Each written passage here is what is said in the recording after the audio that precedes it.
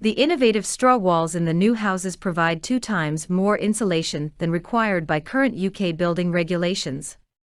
Based on monitoring a residential straw bale development in Leeds, fuel bill reductions up to 90% can be expected.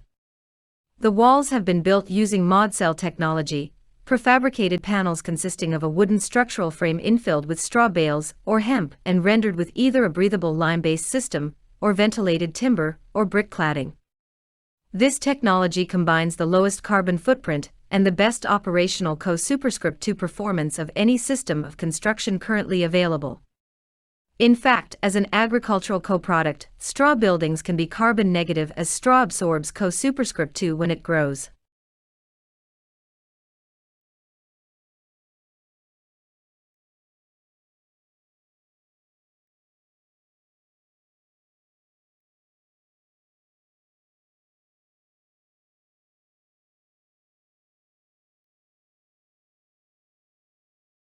Introduction stage. This stage of the cycle could be the most expensive for a company launching a new product.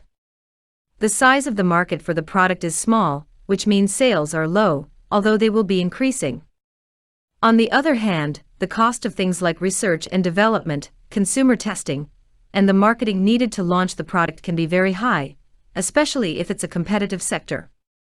Growth stage. The growth stage is typically characterized by strong growth in sales and profits, and because the company can start to benefit from economies of scale in production, the profit margins, as well as the overall amount of profit, will increase. This makes it possible for businesses to invest more money in promotional activity to maximize the potential of this growth stage.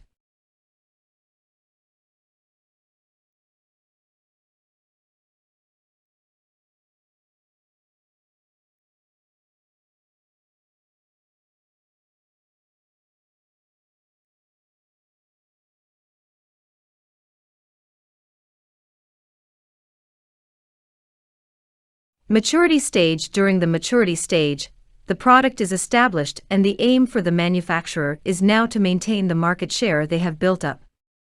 This is probably the most competitive time for most products, and businesses need to invest wisely in any marketing they undertake.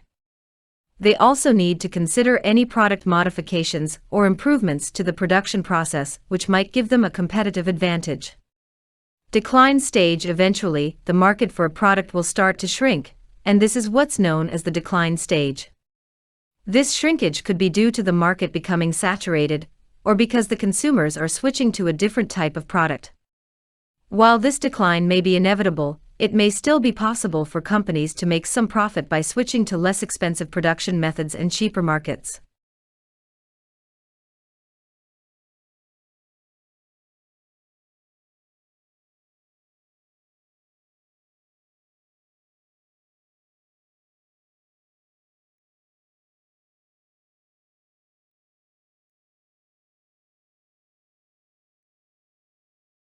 Now, a study shows that ability to resist temptation isn't strictly innate, it's also highly influenced by environment.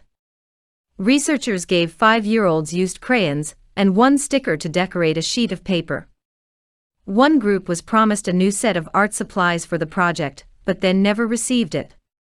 But the other group did receive new crayons and better stickers. Then both groups were given the marshmallow test. The children who had been lied to waited for a mean time of 3 minutes before eating the marshmallow. The group that got their promised materials resisted an average of 12 minutes. Thus, the researchers note that experience factors into a child's ability to delay gratification. When previous promises have been hollow, why believe the next one?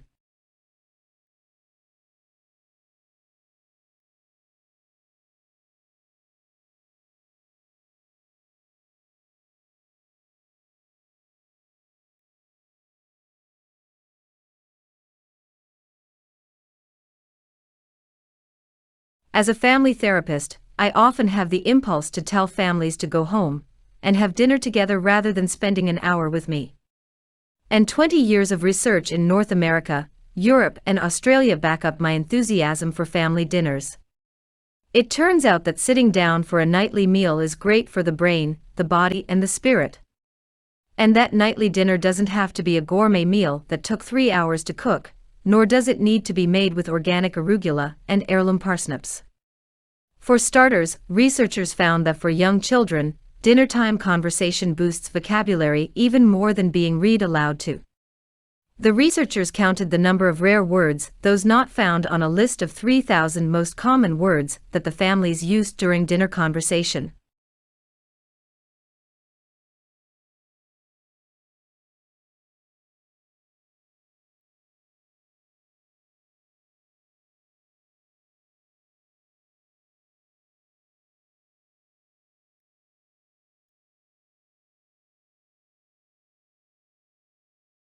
Scientists are looking for Earth-like planets around other stars. But one way to limit the search can be to figure out where an Earth-like planet cannot exist and eliminate those types of systems. In a new study, astronomers turned their attention to so-called hot Jupiter. These are Jupiter-sized planets that have an orbit of only about 3 days. The scientists looked at 63 hot Jupiter to see if they could find evidence for any nearby Earth-like planets. They found none.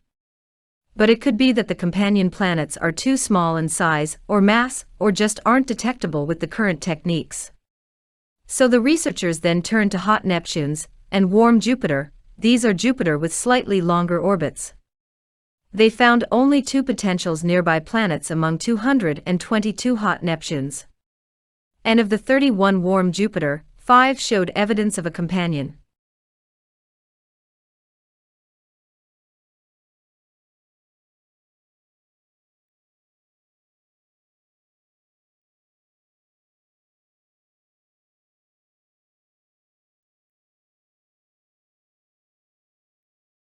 Does an ice-cold drink actually taste better than the same beverage at room temperature? Depends on what its taste is. A new study finds that the intensity of some flavors varies with temperature. The work is in the journal Chemosensory Perception. Researchers took solutions that tasted bitter, sour, sweet, or astringent, a flavor found in legumes and raw produce that creates a dry, puckering feel in the mouth. They either chilled the solutions to 5 degrees Celsius, the recommended temperature for keeping food cool, or heated the solutions to 35 degrees Celsius, a couple degrees below human body temperature. Volunteers then rated the tastes. Both sour and astringent solutions tasted stronger at warm temperatures, and the intensity lasted longer than it did with chilled drinks. Bitter flavors came through best when chilled, and temperature had no effect on perception of sweetness.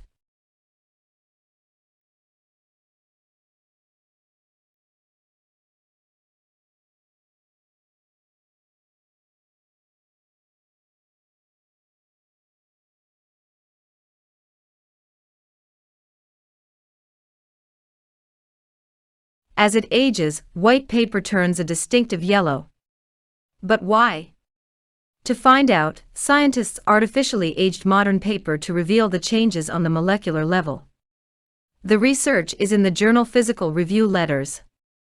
For 48 days, 3 unbleached paper samples aged rapidly in reactors that simulated different environmental conditions. The researchers then compared the artificially aged samples to the real deal, 3 pieces of paper crafted in 15th century Europe. This technique allowed them to gauge the types and amounts of changes going on. About 90% of the weight of old paper is cellulose, the sturdy material that makes up plant cell walls. But over time, cellulose fibers oxidize. The process modifies parts of various molecules and turns them into what are called chromophores, which absorb light. White paper is white because it reflects all colors of light.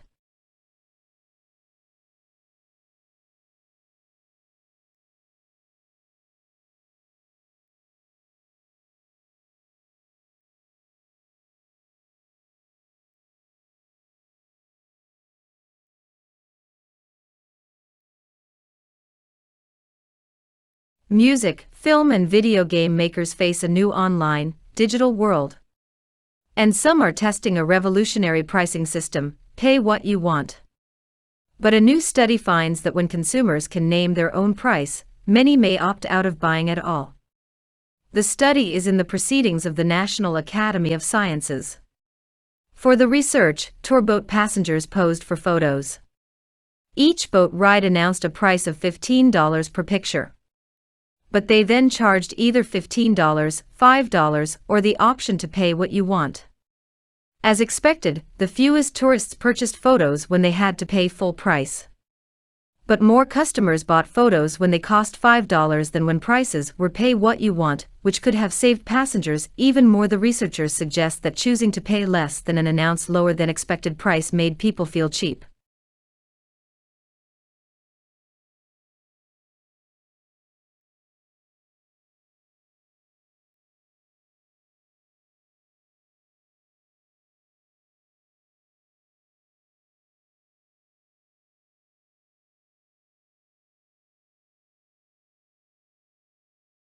If you enjoy sharing all your likes and dislikes on Facebook, you're definitely not alone.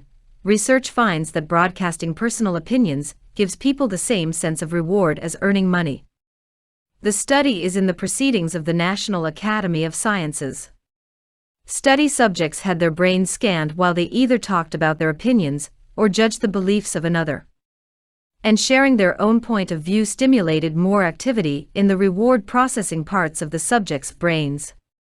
In another experiment, participants got to choose among reporting their own opinion, judging someone else's opinion, or answering a true or false question. And for each choice, they could earn varying amounts of money. Rather than maximize their winnings by answering the questions that were worth the most cash, people preferred to talk about themselves, even though they sacrificed an average of 17% of their potential earnings to do it.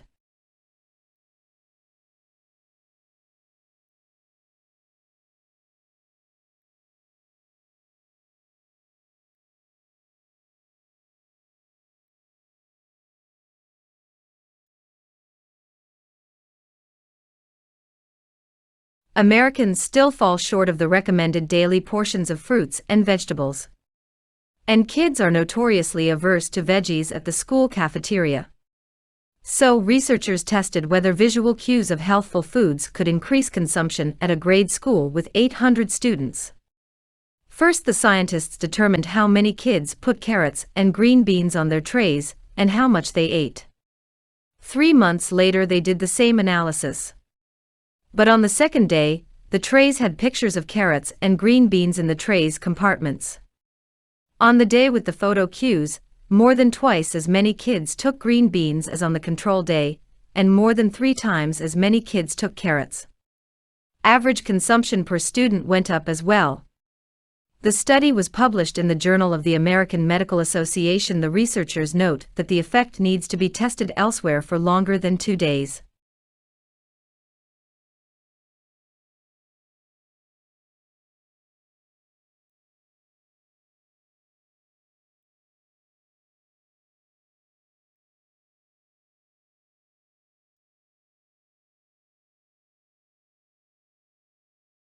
Global warming might seem like a botanical boon. After all, milder temperatures and more carbon dioxide and nitrogen should feed flora. But a 10-year study has found that any initial positive effect on plant growth from climate change may soon disappear. The report is in the journal Nature Climate Change. Researchers transplanted vegetation from grassland ecosystems to lower, warmer elevations. They also modified the precipitation at the transplant sites based on altered rainfall estimates. For the first year, the plants did great, producing more biomass and churning out more oxygen for us. But their productivity went down for the rest of the decade. What happened? Warming did speed up the nitrogen cycle, which should have increased nitrogen's availability as plant fertilizer. But a lot of the nitrogen left the soil through runoff or uptake into the atmosphere.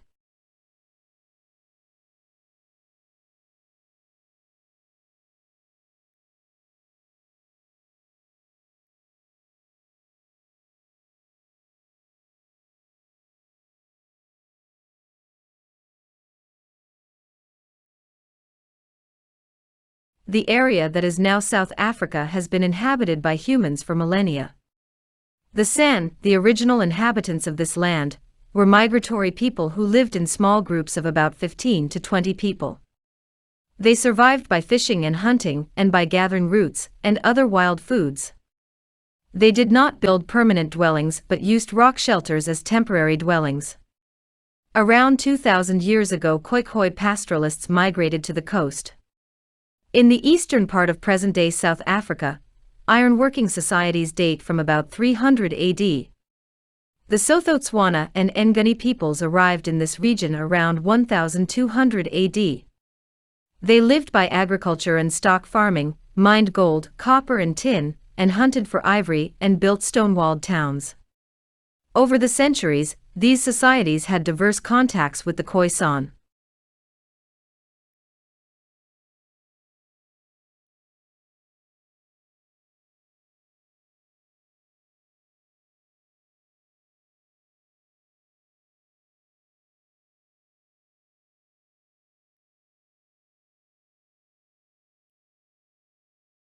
Almost all public spaces nowadays have advertisements in sight, and all forms of media, from newspapers to the cinema to the internet, are filled with adverts. This all-pervasive presence reflects the value of advertising to us. Without it, businesses of all types and sizes would struggle to inform potential customers about the products or services they provide, and consumers would be unable to make informed assessments when looking for products to buy and services to use. Without advertising, the promotion of products and practices that contribute to our physical and psychological well-being, medicines to treat minor ailments, insurance schemes to protect us, clothes and cosmetics to make us look and feel better, would be infinitely more problematic than it is.